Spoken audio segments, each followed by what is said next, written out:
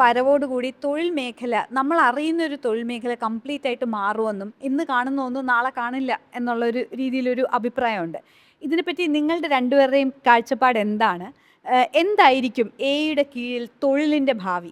മാറ്റങ്ങൾ ആണ് എ ഐയിലൂടെ വരുന്നത് എന്നുള്ളതാണ്. അത് നമ്മൾ എല്ലാവർക്കും ആ അർത്ഥത്തിൽ അത് ബോധ്യമുണ്ട്. ഈ മാറ്റം എന്ന് പറയുന്ന വാക്കിന് ഒരു സവിശേഷമായ ഒരു പ്രസക്തിയും കൂടെ ഉണ്ട്. ഈ കൊല്ലം തെരഞ്ഞെടുപ്പുമായിട്ട് ബന്ധപ്പെട്ടൊക്കെ ധാരാളം കേട്ടൊരു വാക്കാണ്. അപ്പോൾ മാറ്റം എന്നുള്ളതിനെ പൊളിറ്റിക്കലായിട്ട് കാണേണ്ടുന്ന ഒരു ആവശ്യമുണ്ട്.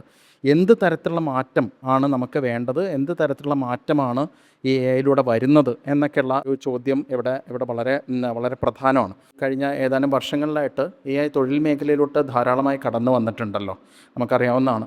ഇപ്പോൾ ഉദാഹരണത്തിന് ഊബർ പോലുള്ള സംഗതികൾ വന്നിട്ടുണ്ട്. ടാക്സി ഡ്രൈവർമാരൊക്കെ നേരത്തെ ഇൻഡിപെൻഡൻറ്റ് കോൺട്രാക്ടർ എന്നൊക്കെ പറയുന്ന ആ ലെവലിലായിരുന്നു. അവർ സ്വന്തമായിട്ട് വാഹനം ഓൺ ചെയ്യുന്നു, അവർ യൂണിയൻ ഇതാകുന്നു, പിന്നെ വ്യവസ്ഥയോടുകൂടി ആ വ്യവസ്ഥയുടെ അടിസ്ഥാനത്തിൽ പ്രവർത്തിക്കുന്നു. ആ വ്യവസ്ഥ സുതാര്യമാണ്, ഇത്ര കിലോമീറ്ററിന് ഇത്ര എന്നൊക്കെ പറഞ്ഞിട്ടുള്ള.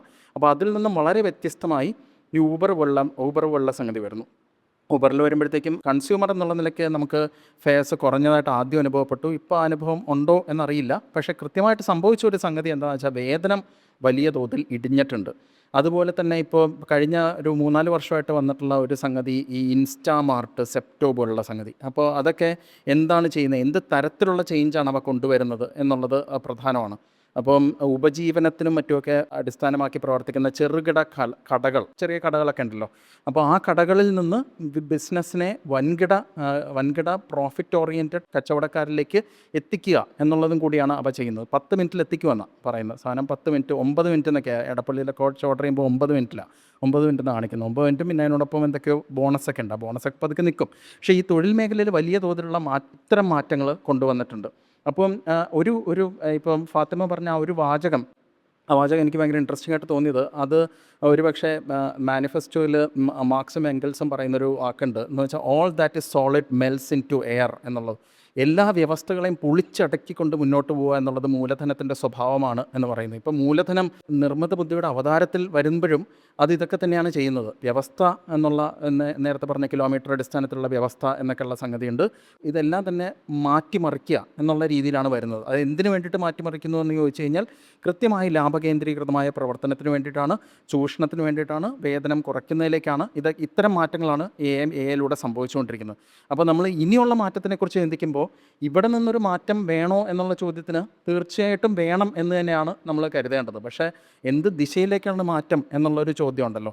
ഇതേ ദിശയിലോട്ടായിരിക്കരുത് മാറ്റം, നേരെ വിപരീത ദിശയിലോട്ടായിരിക്കണം മാറ്റം. എന്ന് വെച്ചാൽ ഒരു വിമോചനത്തിൻ്റെ അടിസ്ഥാനത്തിൽ ഒരു വിമോചിതമായ ഒരു തൊഴിലാളി എന്നുള്ള നിലയിലേക്ക് നമുക്ക് കൊണ്ടുവരാൻ പറ്റുമോ ഒരു സോഷ്യലിസ്റ്റ് രീതിയിലേക്ക് നമുക്ക് തൊഴിൽ മേഖലയെ കൊണ്ടുവരാൻ പറ്റുമോ എന്നുള്ളത്. സഹകരണ മേഖലയെ ഒരുപക്ഷെ ശക്തിപ്പെടുത്താനോ അല്ലെങ്കിൽ ചെറുകിട ഉപജീവനാധിഷ്ഠിതമായിട്ടുള്ള തൊഴിലുകൾ, അല്ലെങ്കിൽ ഇൻഡിപെൻഡൻറ്റ് കോൺട്രാക്ടേഴ്സായിട്ട് വർക്ക് ചെയ്യുന്നവർ, അത്തരം മേഖലകളെ ശക്തിപ്പെടുത്താനായിട്ട് എങ്ങനെ എ ഐ കൊണ്ട് സാധിക്കും എന്നുള്ളതാണ് നമ്മുടെ മുന്നിലുള്ള ചോദ്യം. അപ്പോൾ ഞാനത് ഈ ചോദ്യത്തിന് പൂർണ്ണമായിട്ടൊരു ഉത്തരം ആവില്ലെങ്കിൽ തന്നെയും ഈ മാറ്റം എന്ന് പറയുന്നതിനെ വളരെ പൊളിറ്റിക്കലായിട്ട് കണ്ട് എന്ത് തരത്തിലുള്ള മാറ്റമാണ് നമുക്ക് എ ഐയിലൂടെ സാധ്യമാക്കേണ്ടത്, പക്ഷേ അതേസമയം വിപരീത ദിശയിലോട്ടുള്ളൊരു മാറ്റമാണ് എ ഐ ഇന്ന് നടപ്പിലാക്കിക്കൊണ്ടിരിക്കുന്നത്. അതുകൊണ്ട് തന്നെ മാറ്റം വേണം തീർച്ചയായിട്ടും. ഇന്ന് സാങ്കേതിക ഭീമന്മാരുടെ അധീനതയിലും മറ്റുമൊക്കെ എ ഐ കൊണ്ടുവരുന്ന മാറ്റമല്ല നമുക്ക് വേണ്ടത്, നമുക്ക് മറ്റൊരു മാറ്റമാണ് വേണ്ടത്. ആ മാറ്റത്തിന് എ ഐ സഹായിക്കുമോ എന്നുള്ളൊരു ചോദ്യമാണ് നമ്മുടെ മുന്നിലുള്ളത്. കൃത്യമായി ദീപക് സൂചിപ്പിച്ചൊരു കാര്യമുണ്ട്, ഒരു പൊളിച്ചടുക്കൽ നടക്കുന്നുണ്ട്. ഈ പൊളിച്ചടുക്കൽ ഇപ്പോൾ ആർട്ടിഫിഷ്യൽ ഇൻ്റലിജൻസും മറ്റ് ഫ്രോണ്ടിയർ ടെക്നോളജീസും ഒരുമിച്ച് ചേരുമ്പോൾ ഉണ്ടാകുന്ന ആ ഡിസ്റപ്ഷൻ, അതിൻ്റെ വേഗത വളരെ കൂടുതലാണ്. ഇതൊരു ഞെട്ടിക്കുന്ന പുതിയ വർത്തമാനമൊന്നുമല്ല. കാരണം എന്ന് വെച്ച് കഴിഞ്ഞാൽ ആ ചോദ്യത്തിൽ തന്നെ അതിൻ്റെ ഉത്തരവുമുണ്ട്. എ ഐ തൊഴിലിനെ നന്നായി ബാധിക്കുന്നുണ്ട്, അതിലൊരു സംശയമില്ല. ഇത് ബാധിക്കുമെന്നുള്ള കാര്യവും നമുക്ക് അറിയാമായിരുന്നു.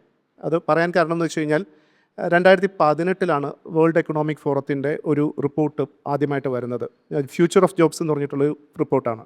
അതൊരു റെഗുലറായിട്ട് വന്നുകൊണ്ടിരിക്കുന്ന റിപ്പോർട്ടാണ്. അപ്പോൾ 2018 വന്നു, 20 വന്നു, 23 വന്നു, 25 വന്നു, ഇനിയിപ്പോൾ 27 ചിലപ്പോൾ വന്നേക്കാം. അതിൽ ആ 2018 മുതൽ തന്നെ കൃത്യമായി ചൂണ്ടിക്കാണിക്കപ്പെടുന്നുണ്ട് ഫ്രോണ്ടിയർ ടെക്നോളജീസ്, എ ഐയുടെ നേതൃത്വത്തിലുള്ള നവസാങ്കേതിക വിദ്യകൾ തൊഴിൽ മേഖലയെ വല്ലാണ്ട് ബാധിക്കുമെന്നും നിലനിൽക്കുന്ന തൊഴിലുകളുടെ ഒരു വലിയ ശതമാനം, അന്നൊക്കെ പ്രെഡിക്റ്റ് ചെയ്തിരുന്നത് ഒരു 70% ഓഫ് ദ ജോബ്സ് എന്നുള്ളതാണ് അന്ന് പറഞ്ഞിരുന്നത്. പക്ഷേ ഇപ്പോൾ അങ്ങനെ ഒരു നമ്പറൊന്നും പറയുന്നില്ല. കൃത്യമായി ഓരോ വർഷവും അവരുടെ പ്രഡിക്ഷൻസ് ചില ഫാക്ടേഴ്സ് അനുസരിച്ച് മാറുന്നുണ്ട്. ഇത് മാറുമെന്നുള്ള ഒരു കാഴ്ചപ്പാട് അന്ന് തൊട്ട് തുടങ്ങി. ഇത് ഏതെങ്കിലും ഒരു WEF എന്നൊക്കെ പറയുമ്പോൾ നമ്മൾ പൂർണ്ണമായിട്ടും അംഗീകരിക്കുന്ന ഒരു സംവിധാനമാകണം എന്നില്ല. പക്ഷേ ഇൻ്റർനാഷണൽ ലേബർ ഓർഗനൈസേഷനോ ബിഗ് ഫോഴ്സോ അല്ലെങ്കിൽ ഇന്ത്യ നോക്കുകയാണെങ്കിൽ നീതി ആയോഗോ അല്ലെങ്കിൽ AI വാച്ച് ചെയ്യുന്ന ഒരുപാട് ഓർഗനൈസേഷൻസ് ഉണ്ട്. ഇവരെല്ലാം കൃത്യമായി സിമിലർ ആയിട്ടുള്ള പ്രഡിക്ഷൻസ് നടത്തിയിട്ടുണ്ടായിരുന്നു. അത് സംഭവിക്കുകയും ചെയ്തിട്ടുണ്ട്. ഇപ്പോൾ നോക്കുകയാണെങ്കിൽ അറിയാം, ആ 2018 മുതൽ 2026 വരെയുള്ള 8 വർഷക്കാലം കൊണ്ട് നമ്മുടെ ചുറ്റുമുള്ള ഓൾമോസ്റ്റ് എല്ലാ ജോലികളെയും AI അഫക്റ്റ് ചെയ്തിട്ടുണ്ട്. അഫക്റ്റ് ചെയ്യുന്നത് എങ്ങനെയെന്നുള്ള ചോദ്യത്തിന് 2 രീതിയിലുള്ള ഒരു ഇടപെടലാണ് അവിടെ നടത്തുന്നതെന്ന് വേണമെങ്കിൽ പറയാം. ഒന്ന്, തൊഴിലിൻ്റെ ഡിസ്പ്ലേസ്മെൻറ്റ് അല്ലെങ്കിൽ തൊഴിൽ ഇല്ലാതാക്കൽ എന്നുള്ളതാണ് ഒരു തരത്തിലുള്ള ഒരു ബന്ധം അല്ലെങ്കിൽ ഒരു ഇമ്പാക്റ്റ് ഉണ്ടാകുന്നത്. രണ്ടാമത്തത് തൊഴിലിൻ്റെ ട്രാൻസ്ഫോർമേഷനാണ്, തൊഴിലിൻ്റെ പരിവർത്തനം. തൊഴിലിൻ്റെ ഡിസ്പ്ലേസ്മെൻറ്റ് എന്ന് പറയുമ്പോൾ നമ്മൾക്കൊരു ജോലി ഉണ്ടായിരുന്നു, ആ ജോലി പൂർണ്ണമായിട്ട് അങ്ങ് ഇല്ലാണ്ടാവും എന്നുള്ള സംഭവമാകുമ്പോൾ, പരിവർത്തനത്തിൽ ഒരു ജോലിക്കകത്തുള്ള ടാസ്കുകൾ, അതിൻ്റെ ഉള്ളിലുള്ള കുറേയധികം കാര്യങ്ങൾ മാറുന്നു എന്നുള്ളതാണ്. ആദ്യകാലത്തെ പ്രഡിക്ഷൻസ് പറഞ്ഞിരുന്നത് ഈ ഡിസ്പ്ലേസ്മെൻ്റ് ആണ് ഇനി സംഭവിക്കാൻ പോകുന്നത്. അതിപ്പോൾ എനിക്ക് തോന്നുന്നു ഇലോൺ മസ്കൊക്കെ ഇപ്പോഴും പറഞ്ഞുകൊണ്ടിരിക്കുന്ന കാര്യമാണ്. 2030 ആകുമ്പോൾ ഡോക്ടർമാരുണ്ടാവില്ല, മനുഷ്യന്മാർ ജോലി ചെയ്യില്ല എന്നൊക്കെ പറയുന്ന തരത്തിലുള്ള പല പ്രഡിക്ഷൻസ് നടക്കുന്നുണ്ട്.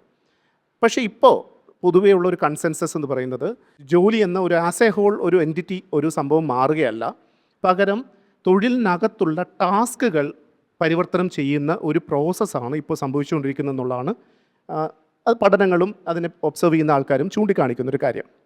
അതിൽ തന്നെ ഓരോ തൊഴിൽ മേഖലയിലും അതിനുണ്ടാകുന്ന ഇമ്പാക്റ്റ് ഡിഫറൻ്റ് ആണ്. ഉദാഹരണത്തിന് ലോജിസ്റ്റിക്സ് എന്ന തൊഴിൽ, ലോജിസ്റ്റിക്സ് ആൻഡ് സപ്ലൈ ചെയിൻ, ഏറ്റവും കൂടുതൽ ഇമ്പാക്റ്റ് ഉണ്ടാകുന്ന തൊഴിൽ മേഖലയിലൊന്ന് ലോജിസ്റ്റിക്സ് ആൻഡ് സപ്ലൈ ചെയിനാണ്. കാരണം അവിടെ പൂർണ്ണമായി അതിനെ ടാസ്കിനെ നമുക്ക് ഓട്ടോമേറ്റ് ചെയ്യാൻ പറ്റും.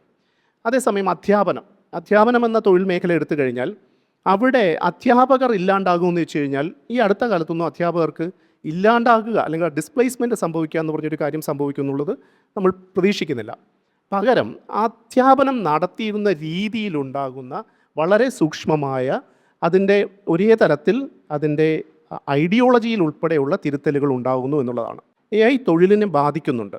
ആ ബാധിക്കുന്നത് തൊഴിലില്ലാതാക്കിക്കൊണ്ടല്ല, പകരം തൊഴിലിൻ്റെ ഘടനയെയും തൊഴിലിൻ്റെ ലക്ഷ്യത്തെയും തൊഴിൽ എന്ന ആശയം സമൂഹത്തിൽ സൃഷ്ടിച്ചിരിക്കുന്ന എക്കോസിസ്റ്റത്തിനെയും ഒരേ സമയം മാറ്റിക്കൊണ്ടാണ് AIയുടെ ഒരു പ്രവർത്തനം സമൂഹത്തിൽ നടക്കുന്നത് എന്ന് മാത്രം ഈ അവസരത്തിൽ പറയാം. ദീപക്, താങ്കൾ പറഞ്ഞു മൂലധനം, AI ഏറ്റവും കൂടുതൽ മൂലധനം വളരെ സെൻട്രലൈസ് ചെയ്യുന്ന ഒരു പരിപാടി കൂടെയാണ്. ഇപ്പോൾ കേരളം പോലൊരു സ്ഥലത്ത് നിന്ന് ചിന്തിക്കുമ്പോൾ, ഒന്ന് നമ്മളൊരു ചെറിയ പ്രദേശമാണ്, അതുപോലെ തന്നെ മലയാളം ലാംഗ്വേജ് AIയുടെ ഭാഷയിൽ പറഞ്ഞ ഒരു ലോവർ റിസോഴ്സ് ലാംഗ്വേജും ആണ്.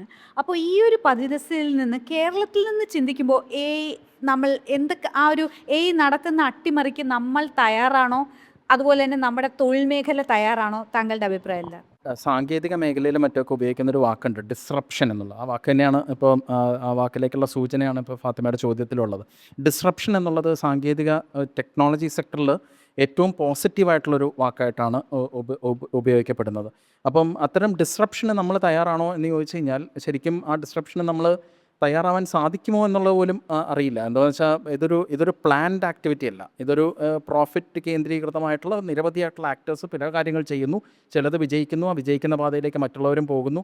ആ ഒരു രീതിയിലുള്ള ഒരു ആക്ടിവിറ്റിയാണ്. അപ്പോൾ ആ ആക്ടിവിറ്റിക്ക് നമ്മളെ എങ്ങനെയെങ്കിലും തയ്യാറെടുത്തിരിക്കാൻ പറ്റുമോ എന്നുള്ളൊരു ചോദ്യം തന്നെ എനിക്ക് തോന്നുന്നു അതിനുള്ള ഉത്തരം എപ്പോഴെങ്കിലും ശരിക്കും ഒരു യെസ് ആയിരിക്കുമോ എന്നുള്ളത് എനിക്ക് സംശയമുണ്ട്. പിന്നെ ഇതിൻ്റെയും ഈ ലോ റിസോഴ്സ് ലാംഗ്വേജ് ജിയോ പൊളിറ്റിക്സിൻ്റെ വിഷയത്തിലേക്ക് വരുമ്പോൾ നമ്മൾ പലപ്പോഴും ഇതിനെ AI-യിലുള്ള ഡേറ്റ മുഴുവൻ പാശ്ചാത്യ ലോകത്തിൻ്റെ ഡേറ്റയാണ്, ആ ഡേറ്റയിലൂടെ കാര്യമായ ജിയോ പൊളിറ്റിക്കൽ ഇഷ്യൂസ് വരുന്നുണ്ട് എന്നൊക്കെ നമ്മൾ പറയാറുണ്ട്. അതൊക്കെ ഒരർത്ഥത്തിൽ ശരിയാണ്, തീർച്ചയായിട്ടും ശരിയാണ്. അതിനോടൊപ്പം തന്നെ ഇതിൻ്റെ അകത്തുള്ള മൂലധനത്തിൻ്റെ പ്രവർത്തനവും കൂടെ നമ്മൾ കാണേണ്ടതുണ്ട്. ഇപ്പോൾ ഉദാഹരണത്തിന് യൂട്യൂബിലും മറ്റുമൊക്കെ ധാരാളം ഈ കണ്ടൻറ് ഉണ്ടാക്കുന്ന ധാരാളം പേരുണ്ട്. അവർക്കൊക്കെ കൃത്യമായിട്ട് അറിയാവുന്ന ഒരു സംഗതി എന്താണെന്ന് വെച്ചാൽ, യൂട്യൂബിൻ്റെ വ്യൂസിൽ ഇപ്പോൾ അമേരിക്കയിൽ നിന്നുള്ള വ്യൂസിന് ഒരു പ്രത്യേക ഹയർ പേ ഔട്ട് കിട്ടും, ഇവിടെ നിന്നുള്ള വ്യൂസിന് ലോവർ പേ ഔട്ട് കിട്ടും. ഇതുപോലെ എല്ലാ മേഖലയിലും ഇത്തരം ഒരു ഇതുണ്ട്. ഇത് എന്തുകൊണ്ടാണെന്ന് വെച്ചാൽ, ഇപ്പം മൂലധനത്തിൻ്റെ പ്രവർത്തനം കൂടുതലുള്ള മേഖലകളിൽ അത്തരം മേഖലകൾക്ക് ക്യാറ്റർ ചെയ്യാൻ പറ്റുമെങ്കിൽ അത് മെച്ചം എന്നുള്ളതും കൂടിയാണ് പറയുന്നത്. അപ്പോൾ നമ്മളിപ്പോൾ കേരളത്തിലും അല്ലെങ്കിൽ ഇന്ത്യയിൽ തന്നെയും യൂട്യൂബിലും മറ്റുമൊക്കെ നിരവധിയായിട്ട് അമേരിക്കയ്ക്ക് വേണ്ടിയിട്ട് ക്യാറ്റർ ചെയ്യുന്ന വീഡിയോസ് ജനറേറ്റ് ചെയ്യുന്ന ഒരു സംഗതിയുണ്ട്. അങ്ങനെ ഒരു ഇമ്പീരിയലിസം അവിടെ ഉണ്ട്, ഒരു കൾച്ചറൽ സ്ഫിയറിലും മറ്റുമൊക്കെ അങ്ങനെ നടക്കുന്നുണ്ട്. അപ്പോൾ അതിന് കൃത്യമായൊരു പൊളിറ്റിക്കൽ എക്കോണമി ഉണ്ട്. അത് എന്തുകൊണ്ടാണെന്ന് വെച്ചാൽ അവിടുന്ന് കൂടുതൽ ലാഭം ഉണ്ടാക്കാൻ സാധിക്കും എന്നുള്ളതുകൊണ്ട് അവിടേക്ക് ക്യാറ്റർ ചെയ്യുന്നത് കൂടുതൽ മെച്ചമാണ് എന്നുള്ളതിൻ്റെ അടിസ്ഥാനത്തിലാണ്. മലയാളത്തിൻ്റെ ഈ ലോ റിസോഴ്സ് ലാംഗ്വേജ് എന്നുള്ള ഇതിനെക്കുറിച്ച് പറയുമ്പോൾ മലയാളം നമ്മളെപ്പോഴും ലോ റിസോഴ്സ് ലാംഗ്വേജ് എന്നൊക്കെ പറയും. പക്ഷേ 4 കോടിയിൽ പരം ആളുകളുണ്ട് മലയാളം സംസാരിക്കുന്നതും മറ്റുമൊക്കെ. ഇതിലും എത്രയോ കുറവ് സംസാരിക്കുന്ന വ്യക്തികളുള്ള മറ്റ് യൂറോപ്യൻ ഭാഷകളുണ്ട്. ഇപ്പോൾ എനിക്ക് വ്യക്തമായിട്ട് നമ്പർ ഓർമ്മയില്ല. ഞാൻ ഒരിക്കൽ നോക്കിയിരുന്നു. ഹംഗേറിയൻ പോലുള്ള ഭാഷകളും മറ്റൊക്കെ ഇത് മലയാളത്തിനേക്കാളും കുറവാണ് സംസാരിക്കുന്നത്. പക്ഷേ അതേസമയം അവിടേക്ക് ഇത്തരം സാങ്കേതിക വിദ്യകൾ നിർമ്മിക്കുന്നവർക്ക് കൂടുതൽ ശ്രദ്ധയുണ്ട്. ആ ശ്രദ്ധ എന്താണെന്ന് വെച്ചാൽ അവിടെ കൂടുതൽ കാശുണ്ടാക്കാനുണ്ട് എന്നുള്ളത് കൊണ്ടായിരിക്കാം അവിടെ കൂടുതൽ ശ്രദ്ധ വരുന്നത്.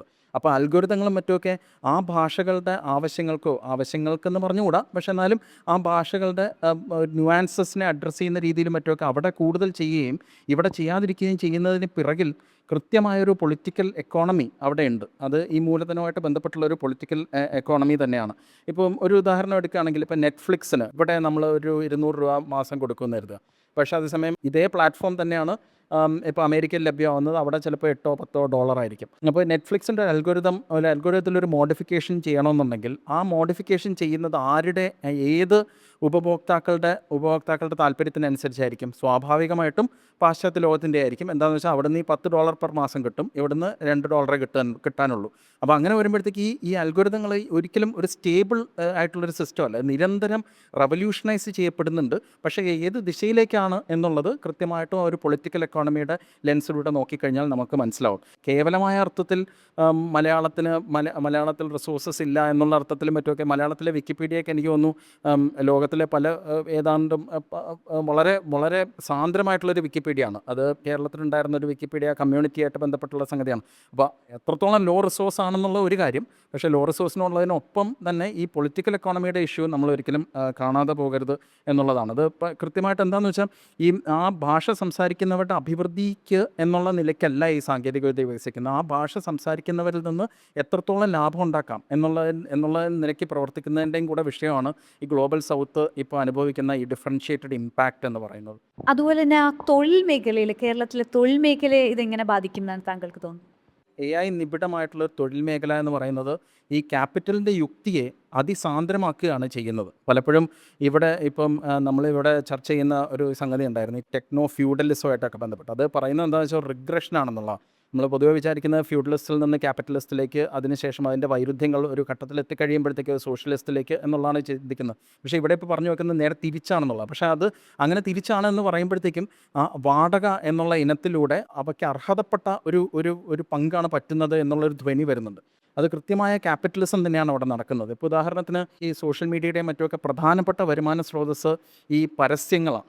ഈ പരസ്യങ്ങൾ കാണുന്നതിലൂടെ നമ്മൾ വിപണിയിൽ ചെന്ന് അതിനനുസരിച്ച് പ്രവർത്തിക്കണം എന്നുള്ളതല്ല. പരസ്യം ചെയ്യപ്പെടുന്ന ചരക്കുകൾ കൂടുതൽ വേഗത്തിൽ വിപണിയിലൂടെ സഞ്ചരിക്കുന്നതിലൂടെ ആ ചരക്കുകളുടെ നിർമ്മാണ പ്രവർത്തനത്തിൽ ഉണ്ടാക്കുന്ന മിച്ചമൂല്യം, സർപ്ലസ് വാല്യൂ ട്രാൻസ്ഫർ ചെയ്യപ്പെടുകയാണ്. കമ്മോഡിറ്റി പ്രൊഡക്ഷനിലുള്ള സർപ്ലസ് വാല്യൂ ട്രാൻസ്ഫർ ചെയ്യപ്പെടുന്ന സർക്കുലേഷൻ എന്ന് പറയുന്ന സ്പിയറിലേക്ക് ഈ അഡ്വർടൈസ്മെൻറ്റിലൂടെ ട്രാൻസ്ഫർ ചെയ്യപ്പെടുന്നു എന്നുള്ളത്. അപ്പോൾ നമ്മൾ പലപ്പോഴും വിചാരിക്കുന്ന ഈ സൈബർ സ്പേസ് എന്ന് പറഞ്ഞാൽ മുകളിൽ നിൽക്കുന്നു, എന്നിട്ട് ക്ലൗഡ് എന്നൊക്കെയാണല്ലോ വാക്കുകൾ. ഇപ്പോൾ ട്രഡീഷണൽ ക്യാപിറ്റലിസം ഭൗതിക ലോകമായിട്ട് ബന്ധപ്പെട്ട് നിൽക്കുന്നു. പക്ഷേ ഇവ തമ്മിൽ ഈ അഡ്വർടൈസ്മെൻറ്റിലൂടെ വലിയൊരു ബന്ധമുണ്ട്. ട്രഡീഷണൽ ക്യാപിറ്റലിസ്റ്റിൻ്റെ ഒരു ആംപ്ലിഫിക്കേഷനായിട്ട് തന്നെ ഇതിനെ കാണണം. അതുതന്നെയാണ് ശരിക്കും പറഞ്ഞാൽ ശരിക്കുള്ള തൊഴിൽ മേഖലയിലും സംഭവിക്കുന്നത്. എന്ന് വെച്ചാൽ ഇന്ന് കമ്പ്യൂട്ടർ പ്രോഗ്രാമിംഗ് രംഗത്തും മറ്റുമൊക്കെ വർക്ക് ചെയ്യുന്നവരുടെ അടുത്ത് ഞാൻ ഒരു സുഹൃത്തിൻ്റെ അടുത്ത് പറഞ്ഞപ്പോൾ സംസാരിച്ചപ്പോഴത്തേക്ക് പുള്ളി പറഞ്ഞത് എന്താണെന്ന് വെച്ചാൽ എത്ര AI ഉപയോഗിക്കുന്നു, എത്ര ടോക്കൺസ് AI ഉപയോഗിക്കുന്നു എന്നുള്ളതിനെ അടിസ്ഥാനപ്പെടുത്തിയാണ് അവരെ പ്രൊഫൈൽ ചെയ്യുന്നത്. അത്ര ഒരു പ്രോഗ്രാമേഴ്സിൻ്റെ ഒരു ടീമിൽ നിങ്ങൾ ഇത്ര AI ഉപയോഗിച്ചു, നിങ്ങൾ നല്ല പ്രോഗ്രാമറാണ് എന്നുള്ള അർത്ഥത്തില്ല. നേരെ തിരിച്ചാൽ ശരിക്കും സംഭവിക്കേണ്ടത്. നിങ്ങൾ AI ഉപയോഗിച്ചില്ലെന്നുണ്ടെങ്കിൽ നിങ്ങൾ സ്വന്തം ബുദ്ധി ഉപയോഗിച്ച് കൃത്യമായ ആ ആവശ്യാനുസരണം പ്രോഗ്രാം ചെയ്തു എന്നുള്ളതാണ്. തൊഴിലാളികളെ ഭീതിയിൽ നിലനിർത്താനും, എന്ന് വെച്ചാൽ AI മൂലം നിങ്ങൾ ഡിസ്പ്ലേസ് ചെയ്യപ്പെടും എന്നുള്ള ധാരണ കൊണ്ടുവരാനും അതിലൂടെ വേതനം വർദ്ധിപ്പിക്കാതിരിക്കാനും അല്ലെങ്കിൽ കുറേ പേരെ പുറന്തള്ളാനും മറ്റുമൊക്കെ കൃത്യമായി ഉപയോഗിക്കപ്പെടുന്നുണ്ട്. തൊഴിൽ മേഖലയിലെ ക്യാപിറ്റലിസ്റ്റിൻ്റെ ആംപ്ലിഫിക്കേഷനാണ് ഇന്ന് AI നടക്കുന്നത് എന്ന് പറഞ്ഞാൽ അതിൽ അതിശയോക്തിപരമാവില്ല എന്നാണ് ഞാൻ കരുതുന്നത്. ബ്രോഡ്ലി സ്പീക്കിംഗ്, അതല്ലാതെയുള്ള ഫ്രിഞ്ചസിലും മറ്റുമൊക്കെ AI വേറെ രീതിയിലുള്ള കാര്യങ്ങൾ ചെയ്യുന്നുണ്ടാവുമായിരിക്കും. പക്ഷേ ബ്രോഡ്ലി സ്പീക്കിംഗ് ഇതാണ് സംഭവിക്കുന്നതൊക്കെ. താങ്കളുടെ ചുറ്റും എന്താണ് AI കൊണ്ട് കേരളത്തിലെ തൊഴിൽ മേഖലയിൽ എന്തൊക്കെ വ്യത്യാസങ്ങളാണ് കാണുന്നത്? ഇത് IT മേഖലയിൽ മാത്രമാണോ ഇപ്പോൾ എന്തെങ്കിലും സംഭവിക്കുന്നത്? അതുപോലെ തന്നെ ഭാവിയിൽ ഇനി എന്തൊക്കെ ഉണ്ടാകാം കേരളത്തിലെ തൊഴിൽ മേഖലയിൽ? അപ്പോൾ കേരളത്തിലെ തൊഴിൽ മേഖല എന്ന് പറയുമ്പോൾ പലപ്പോഴും അത് കേരളത്തിന് പുറത്തോട്ടും വ്യാപിക്കുന്ന ഒരു തൊഴിൽ മേഖലയാണ്. അപ്പോൾ അതിനെയൊക്കെ നേരിടാൻ നമ്മൾ എത്രത്തോളം സജ്ജരാണ് ഈ മാറ്റങ്ങളെ? ഞാൻ ഒരു IT കാരനാണ്. എൻ്റെ മേഖലയിൽ കേരളത്തിൽ മാത്രമല്ല, കേരളത്തിന് പുറത്തും ഗ്ലോബലി തന്നെയും കാണാൻ കഴിയുന്ന ഒരു മാറ്റം എന്ന് പറയുന്നത്, ഇപ്പോൾ ദീപകൊക്കെ സൂചിപ്പിച്ചതുപോലെ ആർട്ടിഫിഷ്യൽ ഇൻ്റലിജൻസ് ഏറ്റവും ഇമ്പാക്റ്റ് ചെയ്യുന്ന ഒരു മേഖല IT തന്നെയാണ്. ITക്കകത്ത് കൺവെൻഷനൽ ആയിരുന്ന പല ജോലികളും, ഇപ്പോൾ ഡെവലപ്പർ എന്നുള്ള ജോലിയുണ്ട്, ടെസ്റ്റർ എന്നുള്ള ജോലിയുണ്ട്, DBA എന്നുള്ള ജോലിയുണ്ട്. ഇങ്ങനെയൊക്കെയുള്ള വളരെ പ്രോമിനൻ്റ് ആയിട്ടുള്ള പല ജോലികളും നല്ല ത്രെട്ടിലാണ്. കാരണം അതൊരു പൂർണ്ണമായ ഡിസ്പ്ലേസ്മെൻ്റ് ആണെന്ന് പറയാനും പറ്റില്ല. അതൊരു കൈൻഡ് ഓഫ് എ ട്രാൻസ്ഫോർമേഷനാണ്. ഒരു ഉദാഹരണം പറയുകയാണെങ്കിൽ, ഇപ്പോൾ ഡെവലപ്മെൻറ്റ് ചെയ്യുന്ന ഒരാൾ ഇന്ന് ഉപയോഗിക്കുന്ന ഒട്ടനവധി ടൂളുകളുണ്ട്. ഇപ്പോൾ ഗിറ്റ് കോപൈലറ്റ് എന്ന് പറഞ്ഞൊരു സംഭവമുണ്ട്. അങ്ങനെ ഒരുപാട് ടൈപ്പ് ഓഫ് ടൂളുകൾ നമുക്ക് അവൈലബിൾ ആയിട്ടുണ്ട്. ഇതൊക്കെ ഉപയോഗിച്ചുകൊണ്ട് അവർക്ക് കോഡ് ചെയ്യാൻ പറ്റും. അപ്പോൾ അതിൻ്റെ പ്രശ്നം എന്ന് പറയുന്നത്, മുൻപ് നമ്മളൊരു 10 ദിവസം എടുത്ത് 10 പേര് ചെയ്തിരുന്നൊരു ജോലി ഇന്ന് ചെയ്യാനായിട്ട് ഒരാൾക്ക് 1 ദിവസമോ 2 ദിവസമോ മതിയാവും. അപ്പോൾ അത്ര ചുരുങ്ങിയ സമയത്തിനുള്ളിൽ ഇത് ചെയ്യാമെന്നുള്ളത് കൊണ്ട് തന്നെ ആ ജോലി അവിടെ നിലനിൽക്കുമ്പോഴും ജോലിയിലെ ആൾക്കാരുടെ എണ്ണത്തിൽ വലിയ വ്യത്യാസമുണ്ടാവുന്നു. ഇപ്പോൾ നമ്മൾ നോക്കുകയാണെങ്കിൽ പത്രങ്ങളിലൊക്കെ വളരെ കൃത്യമായി കാണാൻ പറ്റുന്നൊരു കാര്യം, ആമസോൺ ഇത്ര പേരെ പിരിച്ചുവിട്ടു, ഓറക്കിൾ ഇത്ര പേരെ പിരിച്ചുവിട്ടു, ഫേസ്ബുക്ക് ഇത്ര പേരെ പിരിച്ചുവിടുന്നു. ഗൂഗിളിൻ്റെ റിപ്പോർട്ടൊക്കെ വരുമ്പോൾ അവർ പറയുന്നത് വെച്ച് കഴിഞ്ഞാൽ, മുൻപ് ഒരു 2-3 വർഷം മുമ്പ് അവരുടെ ഒരു റിപ്പോർട്ടിൽ കണ്ടത്, അവരുടെ കോഡിൻ്റെ 20% താഴെയോ മറ്റോ ആണ് AI കോഡ് എന്ന് പറയുന്നത്. ഇപ്പോൾ അത് അറൗണ്ട് 50 അടുപ്പിച്ചോ എത്തി എന്നുള്ളൊരു കണക്ക് കണ്ടിട്ടുണ്ടായിരുന്നു. കൃത്യമായിട്ടുള്ള കണക്ക് എനിക്കറിയില്ല, പക്ഷേ എന്നാലും വളരെ സിഗ്നിഫിക്കൻ്റ് ആയിട്ട് അത് വളർന്നിട്ടുണ്ട്. ഇത്തരം മാറ്റങ്ങൾ സംഭവിക്കുമ്പോൾ അതൊക്കെ ആ കമ്പനികൾ നഷ്ടത്തിലാണെന്ന് നമ്മൾ തെറ്റിദ്ധരിക്കരുത്. ആ കമ്പനികളൊക്കെ നല്ല ലാഭത്തിലാണ്. ആ കമ്പനികൾ പൈസ കൂട്ടിക്കൊണ്ടേയിരിക്കുകയാണ്. ഇവിടെ പ്രശ്നം ഉണ്ടാകുന്നത് തൊഴിലെന്ന മേഖലയ്ക്കകത്താണ്. തൊഴിലിൽ മുൻപുണ്ടായിരുന്ന അത്രയും ആൾക്കാർക്ക് ഇപ്പോൾ ആവശ്യമില്ല. ഇതിൻ്റെ പ്രശ്നം എന്ന് പറയുന്നത്, ഇത് ചെയ്തുകൊണ്ടിരുന്ന ആൾക്കാർക്കാണ് ഇത് പ്രശ്നം. പുതുതായിട്ട് ആളിനെ എടുത്തില്ലെങ്കിലും, ഞാനൊരു ടെക്നോളജി പഠിച്ചിറങ്ങി BTech അല്ലെങ്കിൽ MCA പഠിച്ചിറങ്ങിയിട്ട് എനിക്ക് ജോലി കിട്ടിയില്ലെങ്കിൽ എനിക്ക് വേറെ എന്തെങ്കിലും ജോലിക്ക് പോകാം. അറ്റ്ലീസ്റ്റ് അത് ശ്രമിക്കാനുള്ളൊരു സാവകാശമുണ്ട്. പക്ഷേ 10 കൊല്ലം 15 കൊല്ലമൊക്കെ ഈ പരിപാടിയിലൊക്കെ ചെയ്ത് അത്യാവശ്യം കുടുംബമൊക്കെ സെറ്റിൽ ചെയ്തിരുന്ന ഒരാൾക്ക് ഒരു സുപ്രഭാതത്തിലൊരു നോട്ടീസ് കിട്ടുകയാണ്, നിങ്ങൾ പിരിഞ്ഞു പോകണം, അല്ലെങ്കിൽ നിങ്ങളുടെ മേഖല വേറൊന്നിലാക്കണം എന്നൊക്കെ പറയുമ്പോൾ ഇതൊരു വലിയ ഇമ്പാക്റ്റ് ഉണ്ടാക്കും. ഇപ്പോഴുള്ള തൊഴിൽ മേഖലയിൽ സ്പെസിഫിക്കലി IT ടെക്നോളജി പൊതുവായിട്ടുള്ള മേഖലയിൽ ഉള്ള ഏറ്റവും വലിയ ചലഞ്ച് എന്ന് പറയുന്നത്, ഇത്തരത്തിലുള്ള AI സംവിധാനങ്ങളുടെ കടന്നുവരവ്, അതുപോലെ തന്നെ ഓട്ടോമേറ്റ് ചെയ്യപ്പെടാനുള്ള സാധ്യത. അത് AI മാത്രമല്ല, AI അല്ലാതെയുള്ള ഓട്ടോമേഷനും ഇവിടെ വാലിഡാണ്. അത് കാരണം ഉണ്ടാകുന്ന തൊഴിൽ നഷ്ടവും. രണ്ടാമത്തത്, പുതിയ ടൈപ്പ് ഓഫ് തൊഴിലുകൾ ഉണ്ടാകുന്നുണ്ട്. അപ്പോൾ നമ്മൾ തൊഴിലിൻ്റെ ഒരു കണക്കെടുത്ത് നോക്കുകയാണെങ്കിൽ പ്രഡിക്ഷൻസ് എല്ലാം വളരെ പോസിറ്റീവാണ്. അപ്പോൾ നമ്മൾ വിചാരിക്കും, കൊള്ളാലോ, അടുത്ത 10 കൊല്ലത്തിൽ ഇത്ര തൊഴിലുകൾ കൂടുതലായി സൃഷ്ടിക്കപ്പെടുമെന്നാണ് അതിൽ പറയപ്പെടുന്നത്. അതിലൊരു പ്രശ്നം എന്ന് വെച്ച് കഴിഞ്ഞാൽ, നിങ്ങൾക്ക് ഉണ്ടായിരുന്ന 100 തൊഴിലുകളിൽ 40 എണ്ണം നഷ്ടപ്പെടുകയും 45 എണ്ണം ഉണ്ടാവുകയും ചെയ്യും. അപ്പോൾ ഈ 45 എണ്ണം പുതുതായി ഉണ്ടാവുന്നത് പുതിയ തൊഴിലുകളാണ്. ആ പുതിയ തൊഴിലുകൾക്ക് പുതിയ ശേഷികൾ ആവശ്യമാണ്. ആ പുതിയ ശേഷികൾ പഴയ തൊഴിലുകൾ ചെയ്തിരുന്ന ആൾക്കാർക്ക് ചെയ്യാൻ പറ്റില്ല. അപ്പോൾ ഈ 40 പേര് പുറത്താവുന്നുണ്ടല്ലോ, അല്ലെങ്കിൽ 40 തൊഴിലുകൾ ഇല്ലാണ്ടാവുന്നുണ്ടല്ലോ, ഇവർക്ക് അതിനകത്ത് കൃത്യമായി റീഹാബിലിറ്റേറ്റ് ചെയ്യപ്പെടേണ്ട ഒരു സാഹചര്യം ഉണ്ടായി വരുന്നു. അവർക്ക് വേറൊരു തൊഴിൽ മേഖലയിലേക്ക് അവർ എത്തപ്പെടണം, അല്ലെങ്കിൽ ഇവരെ സമൂഹം ഏറ്റെടുക്കേണ്ടി വരും. ഇത് കഴിഞ്ഞ കുറച്ച് വർഷങ്ങളായി കണ്ടുകൊണ്ടിരിക്കുകയാണ്. കഴിഞ്ഞ കുറച്ച് നാളുകളായിട്ട് ഇതിൻ്റെ വേഗത കൂടുതലാണ്. ഇതിൽ വേറൊരു വലിയ കാര്യം, തൊഴിൽ മേഖല എന്ന് പറയുന്നത് ടെക്നോളജി മാത്രം കൊണ്ട് ഡ്രൈവ് ചെയ്യപ്പെടുന്നൊരു കാര്യമല്ല. മറ്റൊരുപാട് ഫാക്ടേഴ്സ് അതുമായിട്ട് അഫിലിയേറ്റ് ചെയ്ത് വരുന്നുണ്ട്. ഉദാഹരണത്തിന് ജിയോ പൊളിറ്റിക്സ് അതിനകത്ത് വരുന്നുണ്ട്. കാലാവസ്ഥാ മാറ്റം ഉൾപ്പെടെയുള്ള പ്രതിഭാസങ്ങൾ അതുമായി ബന്ധപ്പെട്ട് വരുന്നുണ്ട്. പാൻഡമിക്കുകൾ, ഇപ്പോൾ കോവിഡ് വന്നപ്പോൾ നമ്മൾ കണ്ടു, തൊഴിൽ മേഖലയിൽ ഉണ്ടാകുന്ന ഡിസ്റപ്ഷൻ അതിഭീകരമായിരുന്നു. കുറേ തൊഴിലുകൾ ഇല്ലാണ്ടാക്കപ്പെട്ടു. IT മേഖലയ്ക്കൊക്കെ ചാകരയായിരുന്നു. കാരണം എന്ന് വെച്ചാൽ ഡിജിറ്റൈസേഷൻ എന്നുള്ള ഒരു മേഖലയിൽ ഒരുപാട് പുതിയ സാധ്യതകൾ ഉണ്ടായി വന്നു. ഇങ്ങനെയുള്ള പല ഫാക്ടേഴ്സ് അടങ്ങുന്ന ഒരു വലിയ മാറ്റത്തിൽ ആർട്ടിഫിഷ്യൽ ഇൻ്റലിജൻസ് ഒരു പിവറ്റ് റോൾ എടുക്കുകയും അത് ഉണ്ടാക്കുന്ന മാറ്റങ്ങൾ പൊതുവെയുള്ള സമൂഹത്തിൻ്റെ ഇപ്പോൾ നിലനിൽക്കുന്ന സോഷ്യൽ സ്ട്രക്ചർ തിരുത്തപ്പെടുകയും ചെയ്യുന്നു എന്നുള്ളത് ഒരു വസ്തുതയാണ്. ചോദിച്ച രണ്ടാമത്തെ ചോദ്യത്തിലേക്ക് വരാം. IT മാത്രമാണോ ഇത് ബാധിക്കുന്നത്? ഒരിക്കലുമല്ല. IT നമുക്ക് പ്രകടമായി കാണുന്നു എന്ന് മാത്രം. നമ്മുടെ ചുറ്റുമുള്ള എല്ലാ തൊഴിൽ മേഖലയും, അതിൽ ഏറ്റവും കൂടുതൽ ഇമ്പാക്റ്റ് ഉണ്ടാകുന്ന തൊഴിൽ മേഖലകളിൽ ചിലത് ഈസി ആയിട്ട് ഓട്ടോമേറ്റ് ചെയ്യാൻ പറ്റുന്ന ചില സർവീസസാണ്. ഉദാഹരണം ക്ലറിക്കൽ ജോലികൾ. ക്ലറിക്കൽ ജോലികൾക്കകത്ത് വളരെ എളുപ്പത്തിൽ ഒരു മനുഷ്യനെ മാറ്റി ഒരു യന്ത്രത്തിനെ കൊണ്ടുവയ്ക്കാൻ പറ്റും. ലീഗൽ സർവീസസ്, അല്ലെങ്കിൽ BPOs, അല്ലെങ്കിൽ കസ്റ്റമർ സർവീസ്, ഇങ്ങനെയൊക്കെയുള്ള തൊഴിലുകളൊക്കെ എഫക്റ്റഡ് ആവുന്നുണ്ട്.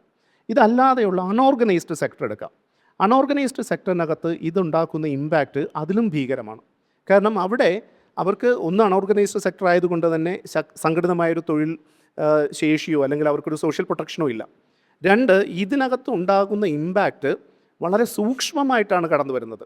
ആ സൂക്ഷ്മമായി കടന്നു വരുന്ന തിരുത്തലുകളെ ഇവർക്ക് പ്രതിരോധിക്കാനോ അല്ലെങ്കിൽ അതിനനുസരിച്ച് അവരെ മാറ്റാനോ പറ്റില്ല. ഇതിലും പ്രശ്നമുള്ളതെന്ന് വെച്ച് കഴിഞ്ഞാൽ റീജിയൻസ് അനുസരിച്ചിട്ട് ഇതിൻ്റെ ഇമ്പാക്റ്റ് മാറും. ഉദാഹരണം കേരളം എടുത്തു നോക്കുകയാണെങ്കിലും ഇന്ത്യ എടുത്തു നോക്കിയാൽ, ഇന്ത്യ എന്ന് വെച്ചാൽ കേരളം ഒഴികെയുള്ള ഇന്ത്യ എടുത്തു നോക്കിയാലും രണ്ട് തരത്തിലാണ് ഇത് പ്രവർത്തിക്കുന്നത്. കേരളത്തിൽ നമുക്കറിയാം, വലിയ തൊഴിൽ ചെയ്യുന്ന ആളാണെങ്കിലും വളരെ സാധാരണ എന്ന് വിചാരിക്കപ്പെടുന്ന തൊഴിലുകൾ ചെയ്യുന്ന ആൾക്കാരാണെങ്കിലും ഇവർക്ക് ഒരു മിനിമം സോഷ്യൽ ഒരു സപ്പോർട്ടുണ്ട്. ഇപ്പോൾ നമ്മൾ നോക്കുകയാണെങ്കിൽ ഒരുപാട് വീടുകൾ കാണുമ്പോൾ ആ വീട്ടിൽ താമസിക്കുന്ന ആൾ ഒരു IAS കാരനാണ്, അടുത്ത വീട്ടിൽ ഒരു സോഫ്റ്റ്വെയർ എഞ്ചിനീയറാണ്, മൂന്നാമത്തെ വീട്ടിൽ ഒരു കടയിൽ സാധനം എടുത്ത് കൊടുക്കുന്ന ആളാണ് എന്ന് പറഞ്ഞാൽ ഈ 3 വീടും തമ്മിൽ വലിയ വ്യത്യാസമൊന്നും ഉണ്ടാവില്ല, ചെറിയ വ്യത്യാസങ്ങളൊക്കെ ഉണ്ടാവും. പക്ഷേ നിങ്ങൾ ഒന്ന് മുംബൈയിലെ സ്ലമ്മുകൾ നോക്കൂ. മുംബൈയിൽ ഒരു തൊട്ടടുത്ത ഒരു സ്ലമ്മിൻ്റെ അടുത്ത് നിൽക്കുന്ന ഒരു ഹൈ റൈസ് ബിൽഡിംഗ് ആണ്. അവിടെ ആ അന്തരം വളരെ പ്രകടമാണ്. ഈ അന്തരത്തിൽ ഈ കൂടുതൽ പ്രശ്നങ്ങൾ ഉണ്ടാക്കാൻ AI പോലുള്ള സംവിധാനങ്ങൾക്ക് പെട്ടെന്ന് സാധിക്കും. തൊഴിൽ ഇല്ലാണ്ടാവുന്നത് അല്ലെങ്കിൽ ആ തൊഴിൽ മേഖലയിൽ ഉണ്ടാകുന്ന പ്രശ്നങ്ങൾ സാമൂഹികമായിട്ട് പെട്ടെന്ന് റിഫ്ലക്റ്റ് ചെയ്യും. കേരളത്തിൽ കുറച്ചുകൂടി അപകടകരമായൊരു സാഹചര്യമാണ്. ഇവിടെ നമ്മൾ പുറമേക്ക് കാണുമ്പോൾ എല്ലാവരും ഒരുപോലെ ഇരിക്കുന്നു. പക്ഷേ ഇതിൽ ഒരു വിഭാഗം ആൾക്കാർ AI കൊണ്ട് ബെനിഫിറ്റ് ഉണ്ടാക്കുന്നു, മറ്റൊരു വിഭാഗം ആൾക്കാർ AI കാരണം ഡിസ്പ്ലേസ്ഡ് ആകുന്നു.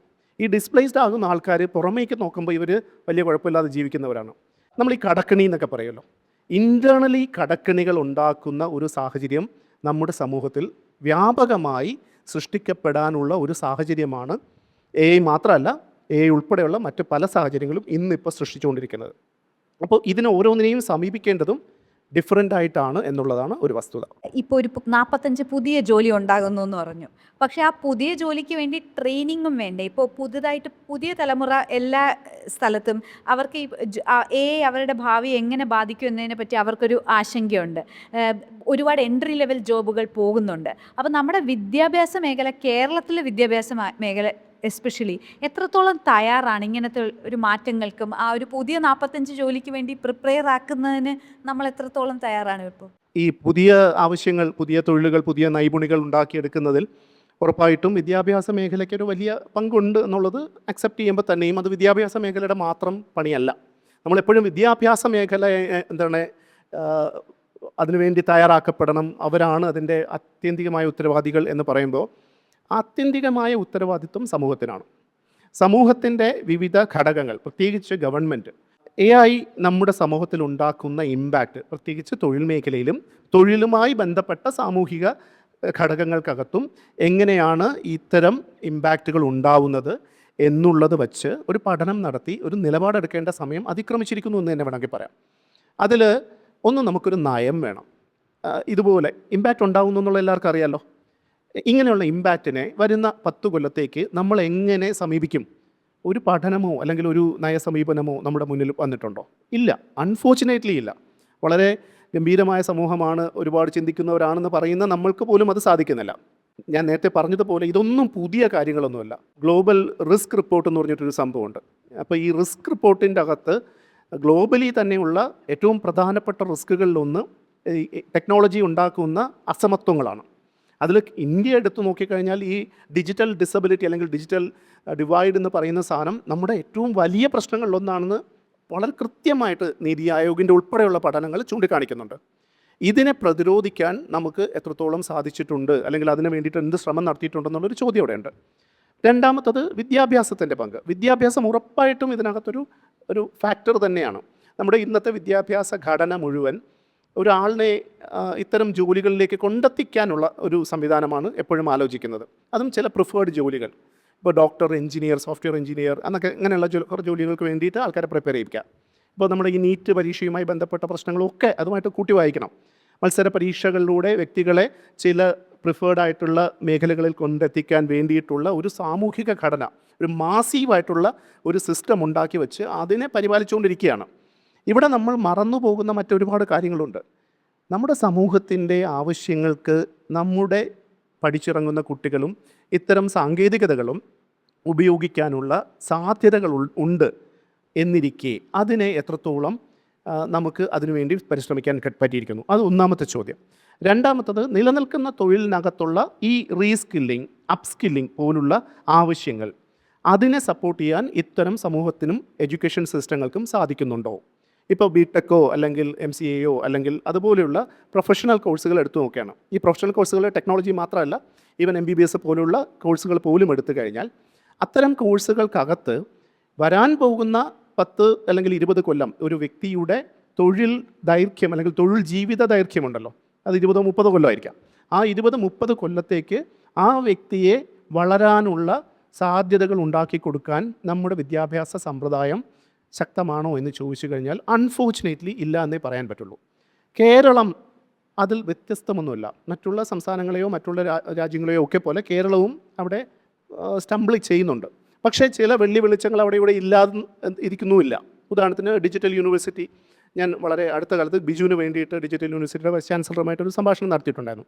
അവർ അതിനെ കാണുന്നത് കുറച്ചുകൂടി ഒരു സോഷ്യൽ ഓൺടർപ്രണർഷിപ്പിനെ പ്രോത്സാഹിപ്പിക്കുന്ന തരത്തിൽ, ടെക്നോളജിയെ കൂടുതൽ പ്രായോഗികമായ തലത്തിലേക്ക് വിദ്യാർത്ഥികൾക്ക് പരിചയപ്പെടുത്തി കൊടുക്കുന്ന രീതിയിൽ, അഡാപ്റ്റബിലിറ്റിയെ പ്രോത്സാഹിപ്പിക്കുന്ന തരത്തിൽ, അതോടൊപ്പം തന്നെ ഇൻഡസ്ട്രിയുടെ ഒരു സാധ്യതയെ കൂടി പഠനത്തിലും പഠനത്തിൻ്റെ സാധ്യതയെ ഇൻഡസ്ട്രിയിലും ഉപയോഗിക്കാനുള്ള ഒരു പാലമായി വർത്തിക്കുന്നതിലൂടെ അങ്ങനെ പല ഫോമാറ്റിൽ പ്രവർത്തിക്കാൻ അവർ ശ്രമിക്കുന്നുണ്ട്.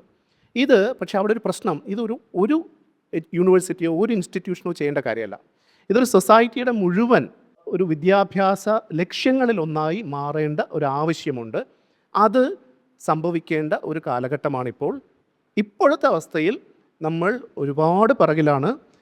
നമ്മൾ വലിയ റിസ്കുകളുടെ തൊട്ടു മുന്നിൽ നിന്ന് വളരെ സാവകാശം ഇരിക്കുന്നൊരു അവസ്ഥയാണ്. നമ്മൾ ഈ കാലാവസ്ഥാ മാറ്റത്തിലേക്ക് പറയുന്ന പോലെയാണ്. നമ്മുടെ മുന്നിൽ ഓറഞ്ച് അലർട്ടും റെഡ് അലർട്ടും ഉണ്ട്. നമ്മൾ വീട്ടിൽ സുഖമായിട്ടിരിക്കുകയാണ്. വെള്ളം വരാം, പ്രളയമുണ്ടാകാം, ചിലപ്പോൾ പണി കിട്ടാം. പക്ഷേ നമ്മൾ വിചാരിക്കുന്നത് എൻ്റെ വീട്ടിൽ വെള്ളം കയറില്ല എന്നാണ് വിചാരിക്കണേ. അതങ്ങനെ സംഭവിക്കണമെന്നില്ല.